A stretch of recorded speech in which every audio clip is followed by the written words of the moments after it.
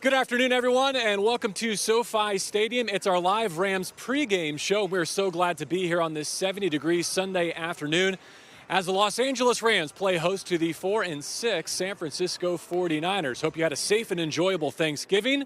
With Maurice Jones-Drew, I'm JB Long. MJD, how was your holiday? Oh, wonderful, JB. You know, little food here, little food there, little food yesterday. The leftovers were great. It's about time to throw them away, though, after tonight.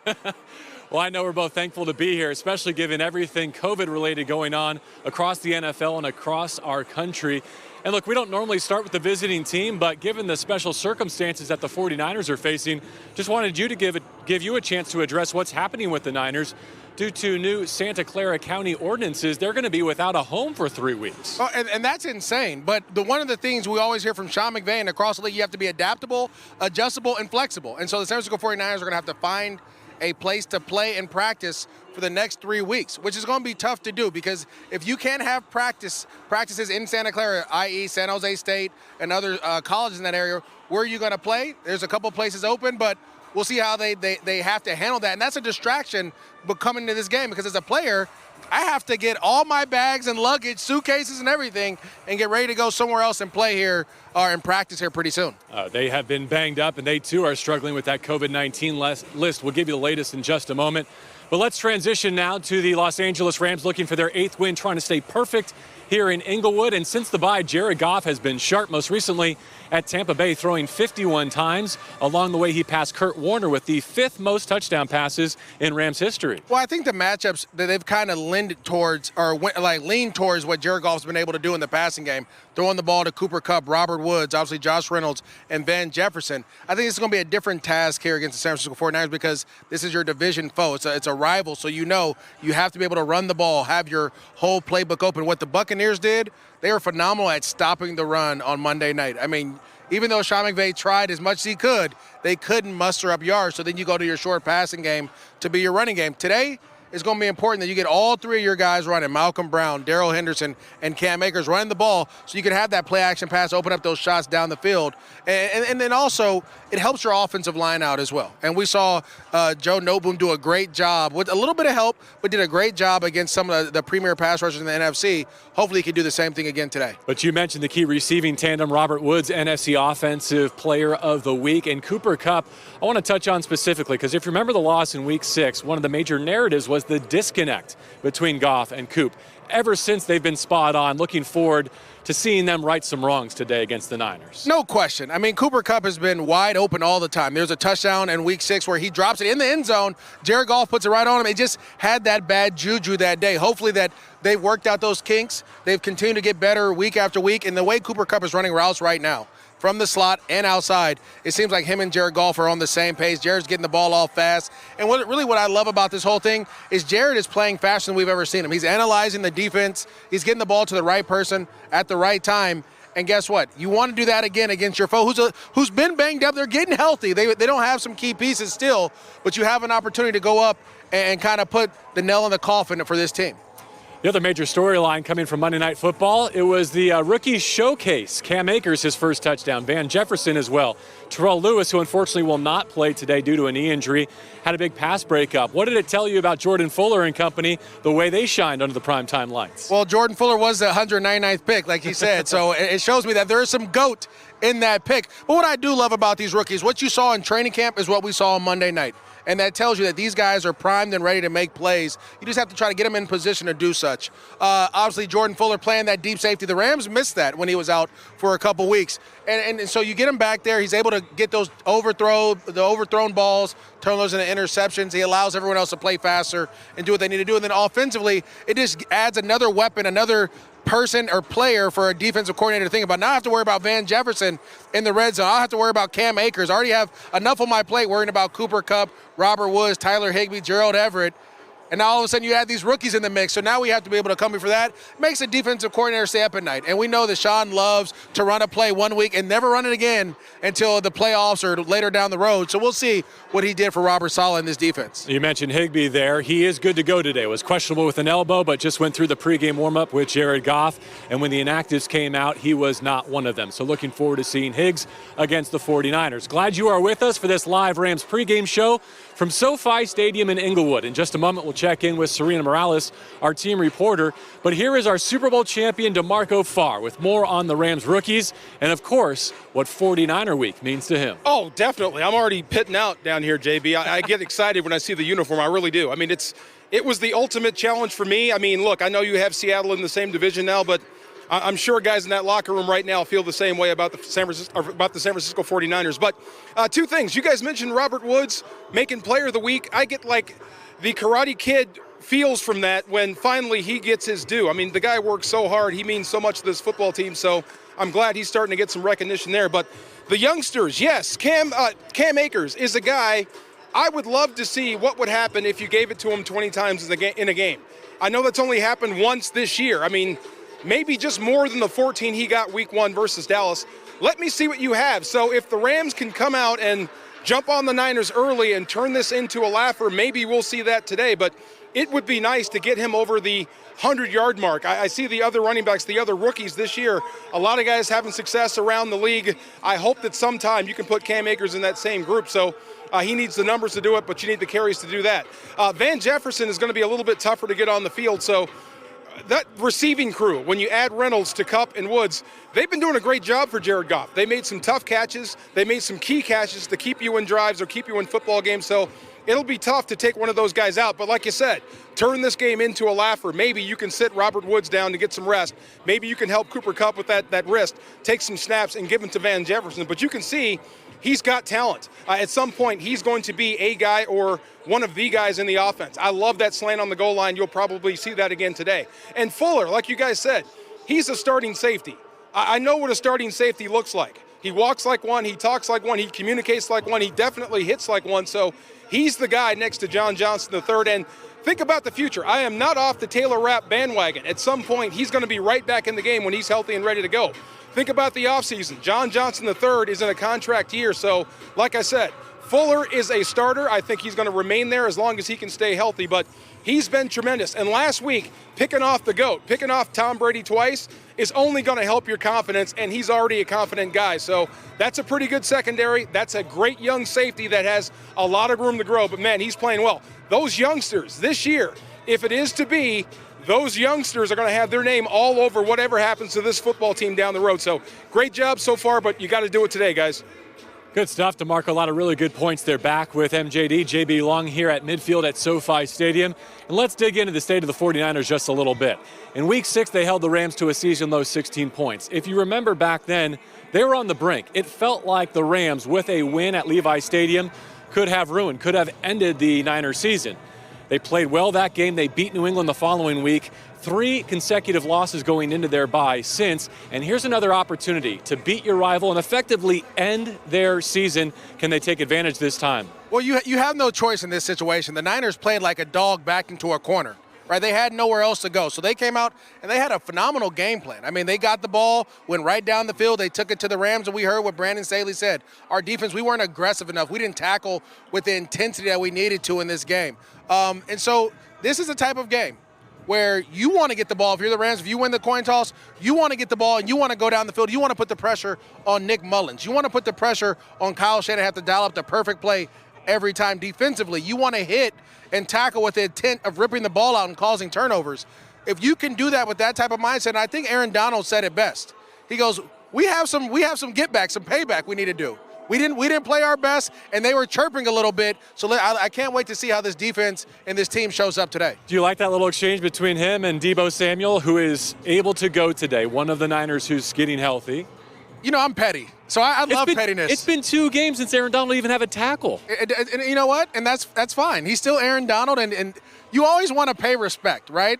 But these young guys nowadays, they don't care about history and tradition. They just know about what they're doing. And Deebo Samuel's a guy that said, look, I got the ball on 3rd and 7, and I closed the game out. Yeah. Who is Aaron Donald? Aaron Donald saying who is Deebo Samuel. So I can't wait to see who Jalen Ramsey and these guys are going to cover and how they're going to play. Deebo is going to play. Trent Williams is going to play. Richard Sherman is back for the first time since week 1. Raheem Mostert. The Niners were decimated. I mean, their roster was in shambles. I think they had more than 20 players on injured reserve or the COVID-19 list, but getting healthy at the right time. Here's who's not going to play. Jimmy Garoppolo, who the 49ers are undefeated with against the Rams at quarterback, and George Kittle, who's led them in receiving each time, made the key play in week 6. What do those two pieces being absent mean for the Rams' chances? Jimmy Garoppolo does a great job of running Kyle Shanahan's system and what they want to do, and they still have some struggles throughout. But it's less about Jimmy, and it's all about George Kittle. If you look across the NFC West, if you look across the league, to be honest with you, everyone is getting players to cover this tight end position. George Kittle and Travis Kelce are the top 2 guys in that.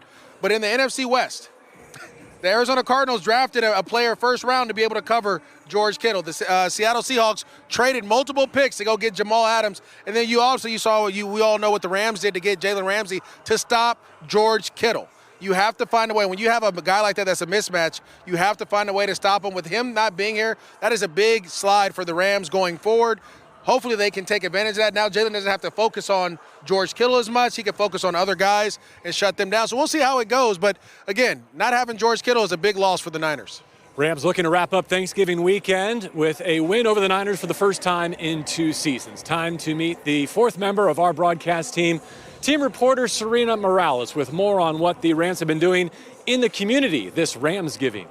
Yeah, JB, I hope you all had a wonderful Thanksgiving. It is no secret that one of the core pillars to this organization is not only playing good football, but also giving back to the community. This is their home, and they're looking always on opportunities to give back to those that cheer and support them throughout the season. Now, there was a concerted effort during the holiday season to make sure that they took care of families in need. 2 events that took place that I'd like to touch on. One that took place on Tuesday, supporting an organization called Second Calls and their 10th annual turkey giveaway in South LA and Inglewood.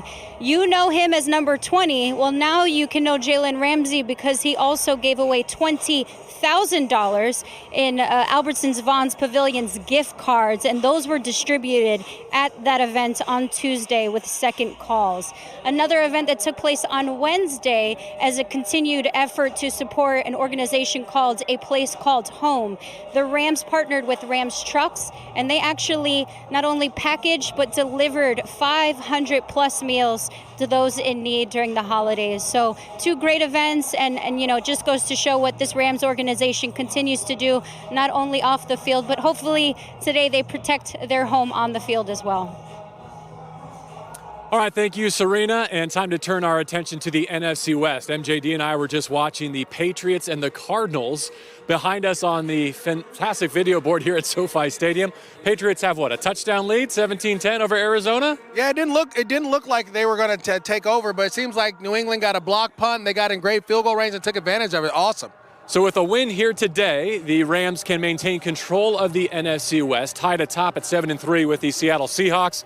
They're at Philadelphia for Monday Night Football. Maurice, how do you see this West playing out down the stretch? Well, for the Rams, you have to go to Seattle and win. That is the way we talked about this before. If you're going to win the NFC West, you got to go to Seattle and win. Then you have to take care of business and continue the trend of going with your trend of the Arizona Cardinals and sweeping them. I believe that the Rams match up well with everyone down this stretch. I think they match up well with the Jets, the Patriots, the Cardinals, and the Seahawks. The one game that always gives us worry is this Niners week. But I think, again, without George Kittle, they have an opportunity to go out there and really put pieces together. You always want to play a team at their best, but sometimes when they're not at their best, cash in that opportunity. You cash in that opportunity. So we'll see how it goes. But Sean McVay and his staff have done a great job of getting better, getting their players better each week. We've seen them, sometimes they'll have a down week and then they just start getting back to work.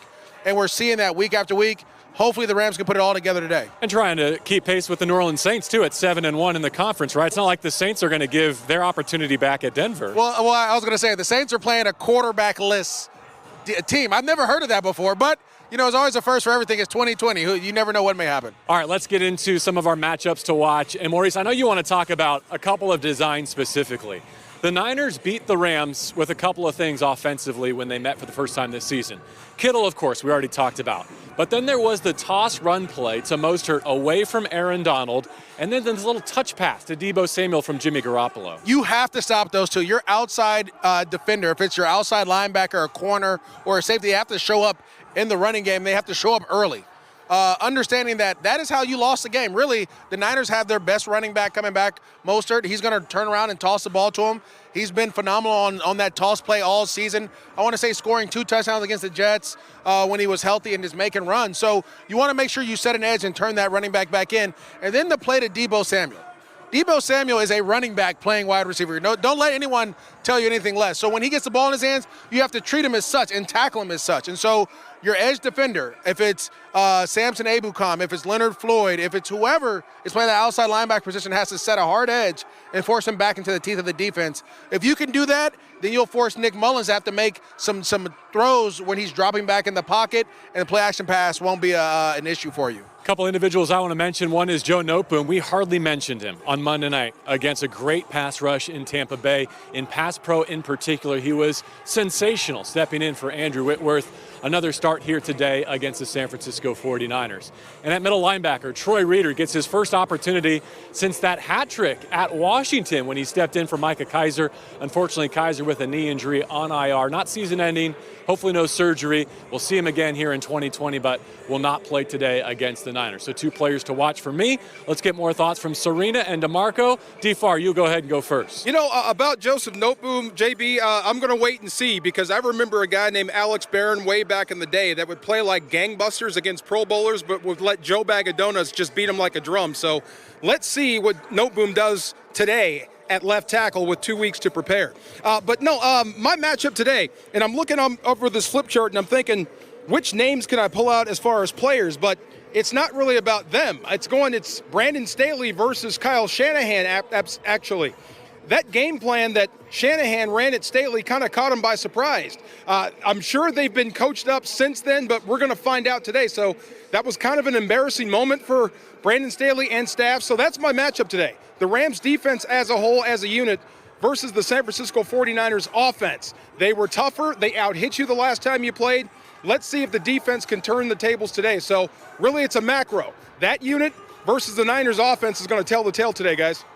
All right, D-Far, well, you're going macro, I'm going to go micro, and I'm going to focus on the 49ers run game versus the Rams linebackers in particular. Now, we know that Micah Kiser is out on IR, and stepping in is Troy Reeder. I actually want to see how not only he affects stopping the run game, but also helping out with the pass rush, with the hat trick and sacks against the Washington football team last time he played in for Micah Kiser. But specifically, the 49ers, when the Rams played them in Week 6, the Niners ran for 122. Look, I can't even say it because it was that many yards. Ran for 102 rushing yards, and pretty much half of those went to Raheem Mostert, who is expected to play. I checked his Instagram. He is excited to be in this game, and so I hope that the linebackers are excited to stop him, because I think that will make a significant difference in who gets this dub today at SoFi Stadium.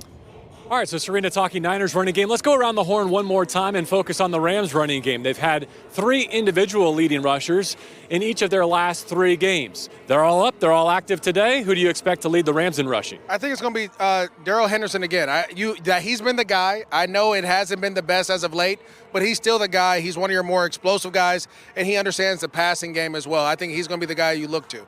I'm going with Henderson as well. DeMarco, you want to weigh in? Yeah, it's hard to go against Hendo, but, I'll take Cam Akers for the block. Why not? I think the young dude gets carries, and I think he makes something happen with it. I think he's going to be your leading rusher today. Yeah, I mean, I know D-Far has said this a bunch, and MJD, you've said it too, as former players, your opportunities are earned, not given, right? And I think that Cam Akers has earned an opportunity to show what he has, and I'm expecting this rookie to show up again. Did a great job scoring his first touchdown against a stout defense in the Buccaneers. Let's see what this kid's got today in the 49ers game. All right, guys, I'm going to switch it. I'm going to go with Malcolm Brown. I believe in Malcolm Brown. I don't like when everyone picks the same person, so I'm going to be the outcast. Malcolm Brown, the hammer. That's what you need today. In short yardage, goal line, he gets it going. He ends up being the guy. The question wasn't who's going to punch it in, who's going to score the touchdowns. That would have been an easier answer. It was who's going to lead them in rushing. And that's going to do it for our Rams Live pregame show. So glad to be here at SoFi Stadium, given everything we're dealing with This facility is sensational, and it plays host to the Niners-Rams rivalry for the very first time. A little after 1 o'clock local time, the kickoff on Fox. You can also listen to MJD, to Demarco Far, and to me on 710 ESPN here in the LA area, 93.1 Jack FM as well. For Maurice Jones-Drew, for Demarco Far, for Serena Morales, I'm JD Long. The Rams go for their 8th win, trying to stay perfect here at SoFi against the San Francisco 49ers in now 45 minutes. Have a great rest of your afternoon.